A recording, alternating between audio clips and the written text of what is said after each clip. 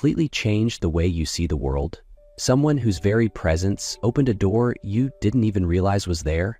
Today, I'll tell you a story about bold dreams, quiet strength, and a love that blossomed in the heart of bustling Chicago. The golden light of dusk spilled across the proud skyscrapers of downtown. On the 38th floor of a gleaming glass tower, Julian Hayes, the creative director of one of the city's leading urban design firms, stood silently before the massive window, his gaze drifting out toward the winding river beyond. At 38, Julian had everything most people dream of: a brilliant career, a name that carried weight, and a charisma that turned heads wherever he went. Yet at this very moment, he felt a quiet hollowness settle deep inside, a sense that no matter how grand the projects were, something vital was still missing. And it was precisely then that fate decided to send her into his life. That fleeting moment, Julian standing in silence before the window, the river stretching quietly in the distance, lasted only seconds, but its echo lingered, carried with him into the next meeting. He turned back to the long conference table, now cluttered with sketches and models, all precise, polished, and lifeless. Julian sifted through the pages, sharp lines, perfect ratios, calculated forms. But none of it spoke to the soul. It felt like looking into a polished shell, glossy on the outside, but hollow within. This wasn't just another project on their portfolio. This was meant to be a landmark, a space to live, work, and connect in the heart of South Loop. The city was evolving, and this building was supposed to help tell its story. But what lay before him looked like a geometry exercise wrapped in expensive glass. Julian sighed, his gaze heavy. "We can't keep going like this," he said quietly but firmly. "I don't want something people walk past. I want something that makes them stop." The room fell silent. 4 firms had already been dismissed. Deadlines were slipping. The city board was growing impatient. But Julian refused to rush a vision that didn't feel right. "Is there anyone else?" he asked, turning to his assistant. "Find someone who dares to think differently, even if they're not on the list, even if we've never worked with them before." Because if this building was truly going to live, it needed a heart. 3 days later, she walked in. Elena Cruz. Not with the flashy confidence typical of high-stakes design pitches. No designer dress, no luxury heels, just a crisp cream suit, her long dark hair tied neatly back, and a gaze that met the room with calm steadiness. Not arrogant, but certainly not afraid. The room was filled with silk ties, luxury watches, and sharp glances. But Elena stood out precisely because she wasn't trying to. There was nothing performative about her. She simply was. "Good afternoon, Mr. Hayes," she said, her voice warm and composed. "I'm Elena Cruz. Apologies for being late. South Chicago traffic at this hour is something else." Julian looked up, and for a fleeting moment, something in him paused. A flicker of curiosity, maybe admiration, or something deeper, not yet named. Without waiting for permission, Elena placed her leather bag on the table, pulling out a neatly bound portfolio and 3 small models. She laid them down with quiet care, as if she was offering not just an idea, but a piece of herself. "I've studied the South Loop site thoroughly," she began, her voice steady, though her eyes sparkled with quiet fire.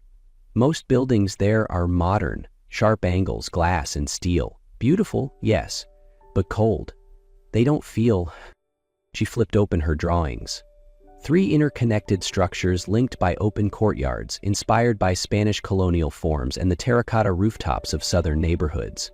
Curved balconies, hand-forted brick walls, and shared green spaces made it feel warm, grounded, alive. This design isn't about form. It's about memory, about culture, about giving people a place to feel like they belong. Then she paused and looked directly at Julian. "To me, architecture doesn't begin with a blueprint, it begins with emotion." Julian said nothing. He had sat through dozens of presentations over the years, brilliant, technical, polished, but none had ever felt quite this honest. In the days that followed the presentation, Julian and Elena found themselves working together almost daily. At first, everything remained strictly professional, fine-tuning technical details, reviewing material samples, crunching costs. But slowly, the meetings stretched longer, not because of inefficiency, but because neither seemed eager to leave. Julian, known for his precision and pragmatism, focused fiercely on numbers and deadlines. Elena, with an artist's heart, kept returning the conversation to experience, to how spaces made people feel. Their differences sparked more than a few heated debates. Real debates, unfiltered, passionate. But somewhere between the arguments and the occasional bursts of laughter, a deeper understanding began to grow. One late afternoon, after a long and exhausting site visit, Julian suggested, "How about a walk? There's something I want to show you." Elena hesitated, then nodded. They left the bustling center and wandered down narrow South Chicago streets. The autumn sky was deep and brooding, bare trees casting long shadows across the sidewalks. They didn't talk much, just walked side by side, their footsteps syncing with the quiet pulse of the city. Eventually they stopped in front of a small cafe, its windows fogged over, warm light spilling onto the street. Julian smiled. This place? It was part of my childhood. Inside, sitting across from each other with steaming mugs in hand, Julian asked, "Why architecture?" Elena paused, her gaze drifting toward the misty window, watching golden leaves dance in the wind. "When I was little, I used to follow my father to construction sites," she said quietly. "To me, a brick or a plank of wood wasn't just material. It was the beginning of a story." Then she lifted her eyes to meet his. "I learned to imagine homes before they were built. Who would live there, laugh there, love there? And I realized, architecture isn't just a profession, it's a promise." Julian said nothing. In that moment, Elena was no longer just the architect he'd hired. She was the woman quietly challenging everything he thought he knew, with a sincerity that needed no grand words. And deep inside Julian, something began to shift. A week later, Elena received a phone call. She quietly stepped out of the meeting room, and when she returned, something in her eyes had changed. Softer. Worried. "My dad's sick," she said softly, almost in a whisper when they were alone. "I need to go home for a while." Julian didn't hesitate. "I'll come with you." Elena blinked, slightly surprised, but didn't argue. There was something in his gaze, steady, unspoken, that made no impossible to say. 2 days later, they boarded a flight to a small town near the Texas border, where Elena had grown up. No skyscrapers, no city lights, just dusty red roads, low rooftops, and the hum of wind passing through cornfields. Her mother, Lucia, greeted them with a warm hug and a smile as gentle as morning sun. "You must be Julian," she said. "Elena's written about you."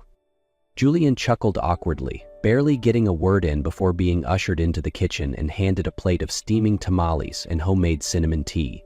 Everything was so warm, so real, as if he wasn't a guest but a son returning home.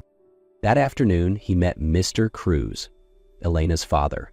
Though clearly tired, he made the effort to sit up and talk, and somehow these two very different men quickly found common ground in stories of work, craftsmanship, and seeing life through every brick and board. Elena watched from the hallway as her father smiled, truly smiled, for the first time in weeks, and her heart eased. The days passed quickly. Julian woke to roosters crowing, drank coffee from heavy brown mugs, and slowly melted into the rhythm of life there. Neighbors called him the future son-in-law, and kids dragged him outside to draw chalk murals on the patio. One evening, after everyone had gone to bed, Julian sat alone on the porch, gazing up at the star-filled sky, a sight he rarely saw in the city. The breeze was gentle, carrying the scent of earth and dry wood. He closed his eyes for a moment, then looked out into the night. "You belong here," he whispered, as if speaking to Elena though she wasn't near. "And I can't imagine this life without you anymore." That night, for the first time in his life, Julian knew one thing with absolute certainty. He was going to marry her. After spending a few days in Elena's hometown, Julian returned to Chicago, but something within him had shifted. It wasn't loud or dramatic. It was subtle, quiet, like the way autumn slowly paints the trees gold without asking for attention. Elena returned to the city a week later. They saw each other at the office again, the same blueprints, the same numbers, but neither mentioned the trip. They didn't have to. Everything was different now. The way they looked at each other, the quiet between them, even their breathing seemed somehow synced. One crisp weekend afternoon, Julian called her. "Are you free? There's a place I want to show you." They met at the entrance of the Riverside Park, once an abandoned rail line, now a tree-lined walkway. The autumn air was cool and soft, leaves drifting gently across the old brick path. They walked in silence, side by side. Julian led her to a quiet open plot near the main project, an expansion site he hadn't shown anyone. There he stopped and turned to her. "Elena," he began, voice low and measured. "At first this project was just work, but since you came into my life, it's become something else. You've made me see the world differently." She didn't respond right away, only met his eyes, steady and calm, as though she'd been waiting for him to say this.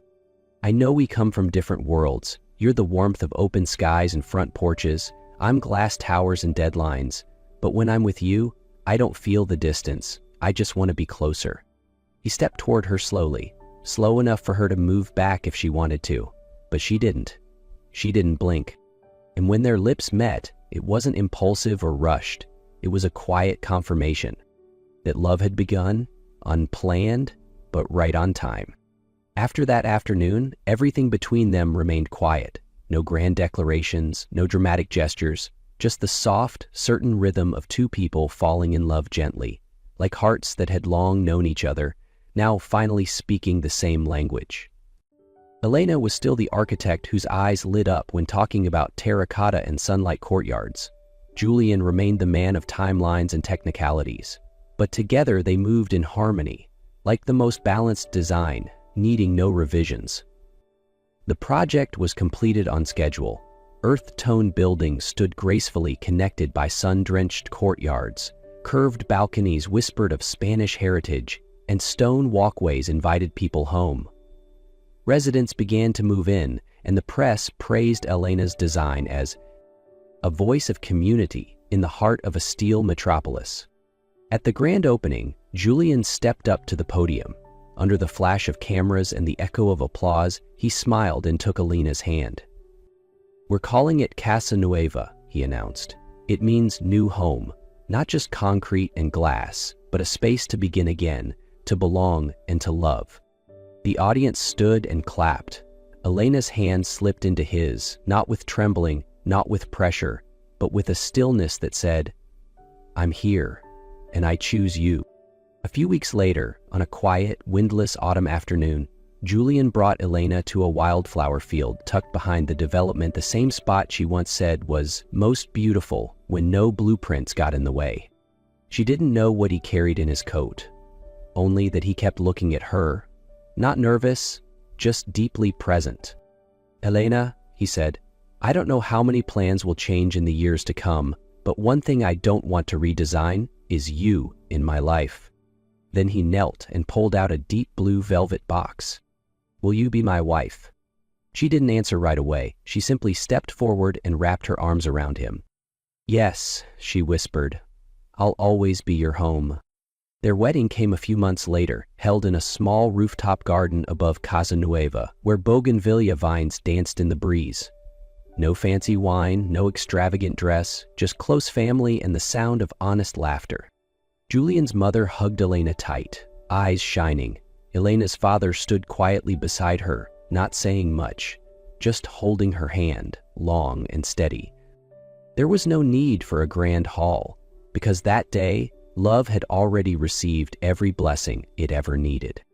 After their simple but joy-filled wedding, Julian brought Elena back to his penthouse, a space where the city lights stretched endlessly across the skyline, and silence was intimate, not empty. After their intimate wedding on the rooftop of Casa Nuevo, Julian brought Elena back to his private penthouse, with floor-to-ceiling windows and the city lights flickering outside like 1,000 silent blessings. They didn't say much as they entered. Elena unclipped her hair. Julian gently placed the bridal bouquet on the table. The air in the elegant space was calm, almost sacred, like the final breath of a long, beautiful day. Elena sat on the edge of the bed, her hands clutching the soft fabric of her dress. Julian approached, ready to speak, but stopped when he caught the hesitation in her eyes. She took a deep breath. "Julian," she began, barely audible. I've never done this before." Julian froze. Silence lingered for a beat. He looked at her, not with doubt, but with genuine surprise. Then slowly his expression softened. "Are you serious?" he asked gently. Elena nodded, her eyes steady but her heartbeat racing loud in her chest. Julian sat beside her, quiet for a moment. Then he smiled, a warm, grateful smile. "Thank you for trusting me with that," he said. "It makes you even more special." He didn't rush. He didn't reach for her right away. He brushed her hair back softly and kissed her forehead, as if guarding something precious.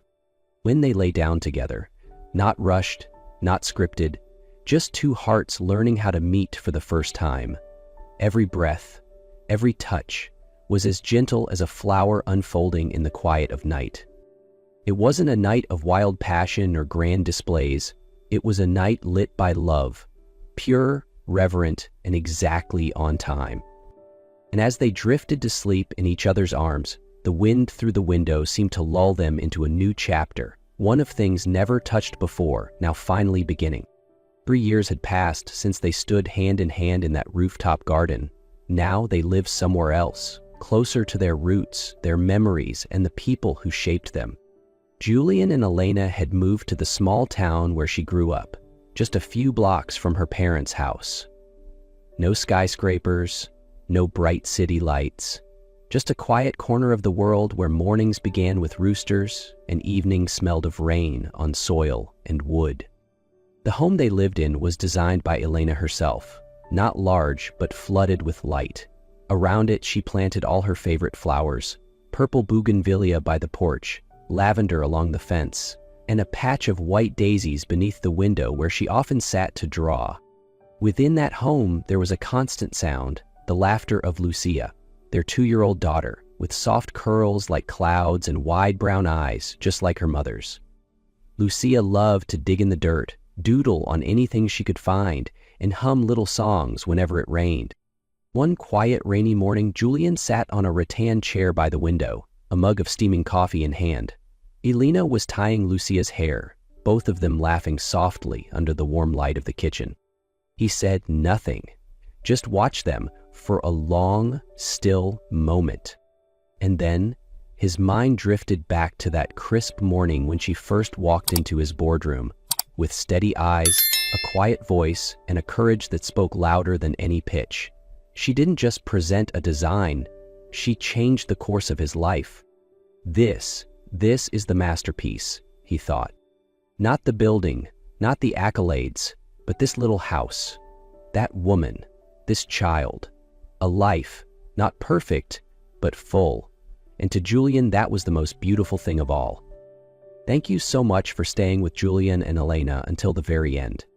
If this story touched something in you, even just a little, we'd love to hear from you. Tell us in the comments, what does your own masterpiece look like? Don't forget to like, share, and subscribe so you won't miss the next story. Until next time, thank you for watching, and we'll see you in the next chapter.